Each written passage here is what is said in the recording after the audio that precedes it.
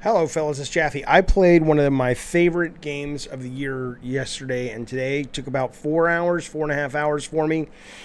Um, Second best horror game of the year. I'll be surprised if this game, it's called The Alien Cube, doesn't end up on my top 10 list of 2021 when I make it in a couple of months. It's The Alien Cube made by one guy. And it's a horror game kind of set against the backdrop of Lovecraftian elder gods coming back to Earth, blah, blah, blah, cults and all this stuff that you've seen before. The story itself is nothing to write home about, but the way they tell the story, and more importantly, the way they're not even they, it's one guy, the way he gets horror. I want to talk about that briefly. I want to tell you one of the reasons this game is so god dang special. So, Resident Evil, Silent Hill, all these, mini horror games that are kind of, cropping up for the last 10 years, these sort of indie horror games. A lot of them are, I love the Resident Evil series. Played all of 7 in VR. But the thing is, with most of those games, they're not horror games. Even the newest thing, Tormented Souls, which I've almost finished, isn't really horror. It has the horror trappings, but they're adventure games, or they're adventure games with some action, or action games with some puzzles. But ultimately, it's not there might be some jump scares, and they have monsters and zombies and shit. But the moment-to-moment gameplay isn't really that scary. At least I don't think it is. It doesn't evoke the same sense of dread and fear and uneasiness that I get when I watch an actual horror film, which is what I want every time I sit down and have faith that this is going to be the horror game that does it. Alien Cube does a lot right. The last game I saw that did this that well, that actually felt like it got horror, was, I think it was Bloober Team's, the first Layers of Fear. I haven't liked anything they've made since then, but Layers of Fear 1 does something very similar to Alien Cube, which is it gets horror, it gets pacing, okay? Resident Evil, which I loved Remake 2, I really enjoyed Village. Very quickly, the horror trappings fade because you're focused on solving things. I died 5-6 times fighting that boss. Okay, I need to figure out, how to deal with the boss. I can't figure out how to open this door. Let me look at the map and figure out how to find the two pieces of the plate to put together to open the door. It very quickly becomes task-oriented, and all the horror stuff is, it kind of fades into the background. It's kind of out of focus in the background. Layers of Fear and now Alien Cube move the game along. Yes, you can die in this game, but very rarely. You even get chased in this game. That's kind of a horrible trope that's taken over indie horror games these days. And but not only can you get away easily, and not only is that not most of what the game is, it happens 3 or 4 times in the game, but it actually works to move you forward in the title. Right? That's the thing. That's another great thing about this game is it moves. It fucking moves. Things happen in this game. It's not like, oh, you have this giant castle and here's a cutscene and you've got like 20, 30 rooms in the castle open and we'll see you anywhere from 40 minutes to 3 hours, depending on your skill, with the next part of the story. And now you go off and you make your own story in those 20, 30 rooms based on how you play it. This is like going, no. It has these, they're not small, but they're little vignette areas that all link together. And when you achieve something happens in the story. There's a knock at the door, there's a giant weird thing off in the woods, you get a little flash of light in the distance that causes you to kind of move. It's like this game cares about pacing and cares about you seeing its story and living its story. And in that, because you don't die, and yes, it is a walking sim, but it's more than that. It's in that weird sweet spot between you're not just pushing forward and seeing shit, but it's not a game. It's not hard. The puzzles are relatively minor and easy. There's a little bit of like looking around, trying to figure out where to go next in certain bigger environments, but it's no big deal. I think the whole game has one proper puzzle, and it's ultimately an observation puzzle after you figure out what it is. But you don't get stuck that much in this game, and you don't die that much in this game, and things happen in this game that move you forward. So your experience of this game is like you never get knocked out of being tucked into the groove of living in the space, like being immersed in the story. and on the adventure, you never get knocked out of it because it's like, okay, let me figure this out. Okay, now what do I need to kill this boss? And all of the, when you're in that headspace, it's kind of hard to be scared because you're in let me be practical mode, right? You're not irrational like you are when you're afraid. This game doesn't give you the opportunity for the most part to fall out of that groove, and in that, it gets horror because it allows you to actually experience the game as a horror experience and not just a game that has horror as background. I hope that makes sense. I know that's a little nuanced or confusing, but I hope that makes sense. But that's the biggest thing I love about the game. The game's writing is great. The story is not necessarily great. The story is relatively rote. It's Lovecraftian. It's you're this guy and your uncle sends you a letter and a key to his apartment. And that opens up this whole thing about the elder gods coming back to Earth and cults and all this. You've seen it 50,000 times before. What's great, though, is I fucking hate reading letters and diary entries and all this shit in these fucking games. I hate it. It's all this crap, like, it's so bloated and irrelevant. It's like, even Layers of Fear has that where it's like, oh, Miranda today, she looked at me funny. I think she doesn't love me anymore. Maybe I'm going crazy. I remember once my publisher said I should write about it. It's like, what the fuck? No one cares. And at the very bottom, it's like, I've put my medicine in the safe. The safe combination is 3-4 and then Juliana's birthday. And, it's, oh, shut up, right?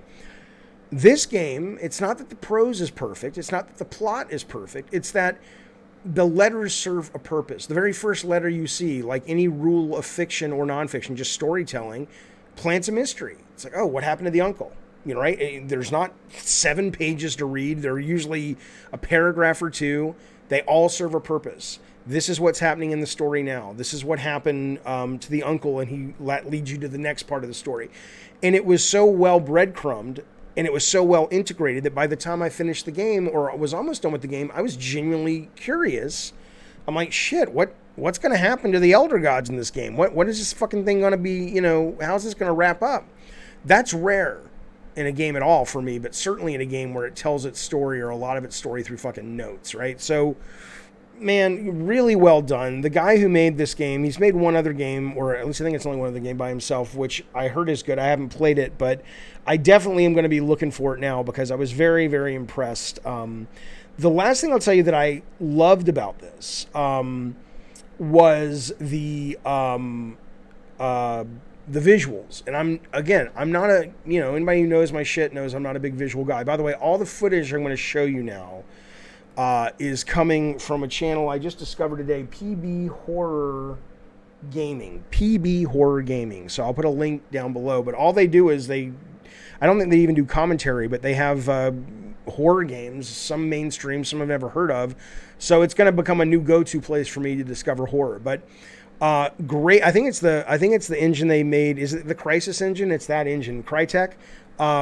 It's a beautiful game, especially for an indie horror game, made by one dude. The sense of place, the sense of ambiance, is just fantastic in this game. The sound cueing, not just the music, but the weird whispering and chanting and strange soundscapes that really kind of have that Lovecraftian color of space. Something's not quite right, very unnerving flavor. Wonderful presentation. And again, I'm not raving about the graphics because, I'll play these indie horror games that look like shit, but if the mechanics are cool and the story is cool and the game is cool, I don't care. But a lot of that is because I so quickly devolve into gamer mode, because most of those games, like we talked about, is like, oh, how do I kill the boss? How do I solve the puzzle? Blah, blah, blah. Because this game moves you from beat to beat to beat to beat to beat relatively quickly, when you see something new, like here's something that just happens, you're like, what the fuck is going on, right? Well, you'll figure it out. But the game isn't filled with as many of these things like those big explosions and stuff. There are some of that. But the game is filled with things that catch your attention and make you go, okay, what the fuck is going on here? What the fuck just happened, right? And so in that, the visuals actually work as a, when the next story point hits, you're like, oh, because you feel immersed. You don't feel like you're playing a game. You feel like you're living an adventure. Seeing this world look as real as possible matters. And then it adds to the sense of immersion. And so I think the graphics in this and the production value in this, I I remain stunned and staggered. This is one dude. I don't understand. Maybe he got a bunch of these fucking things from a web, no, like the asset store or something. I couldn't tell you, but I mean, look, and the lighting is great, and you go out into the snow in parts of the game, and there's this really weird kind of greenish fog that kind of shoots through the trees and shit. Oh, I think he's coming up on the cemetery. Maybe he's already been to the church. And there's this creepy fucking church and shit. I mean, it's just, it's really good looking game. It's a wonderful sense of being in the space and the ambiance of the game. Let me look at that. For a fucking indie horror game, I rarely get that for an indie horror game. I love this for that. Couple of things I don't like about it.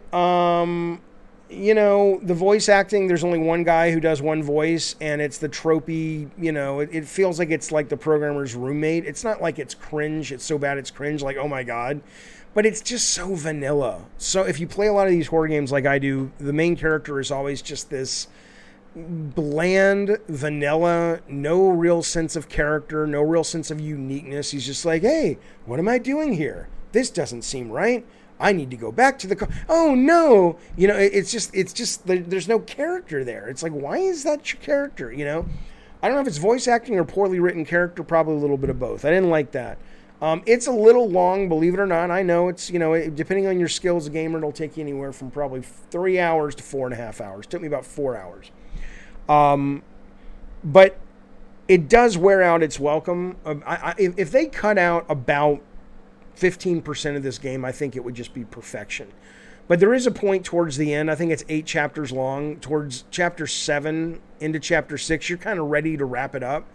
And it kind of drags a little bit at the end. Even though the ending it works. It's just like, come on. Finally, the ending. I don't know how I feel about the ending yet. I need to let it sit with me for a few days. It's either going to be an ending like the movie Annihilation with Natalie Portman that just, stayed with you, and when you really thought about it, it was like, wow, that was really weird, and I've read about what it means, and I'm like, wow, this is really cool. I'm not entirely sure why my resolution keeps getting shitty here.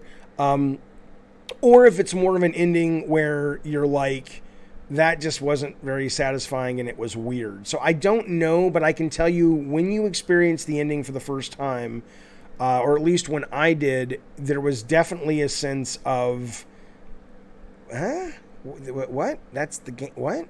Right? And it wasn't, I'm still very satisfied. Like, I just finished it about an hour ago, and I'm here making a review saying I loved it.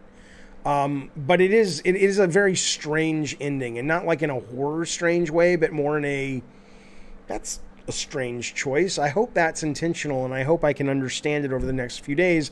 And if I don't, I would just say that one of the weak parts about this is the ending. But other than that, though, man, what a game. I genuinely loved this game. One of my top games of the year. Maybe it'll even be in the top 10. It's Alien Cube. It's like $19, I think, on Steam. If you like horror games, if you like games you can finish in 1 or 2 sittings, and if you have a computer that can run it, I don't think it's that fancy of a game in terms of, it looks great, but I don't really know how tough it is on your computer. But I hope this comes to console. I think people on console would really dig this. It's really good stuff. It's Alien Cube. I hope you're well. I'll see you soon. Bye. Oh, I don't know. Should I give it a number? Fuck. I would say it's between an 8 and a 9. And I don't mean like, oh, okay, it's an 8.5. I don't know. It's like maybe it's a 9, maybe it's an 8.5. It's nowhere below an 8.5, and it's nowhere above a 9. Depending on the day you catch me, I'll tell you it's an 8.5 or 9. But I mean, who gives it? It's a fucking number. Who cares? It doesn't mean anything. But you know what I think about the game. Let me know if you play it and you like it. I'd be curious to know. And if you don't like it, I'd like to know that too, to figure out what it is about it that you found troubling. All right. See ya. Bye.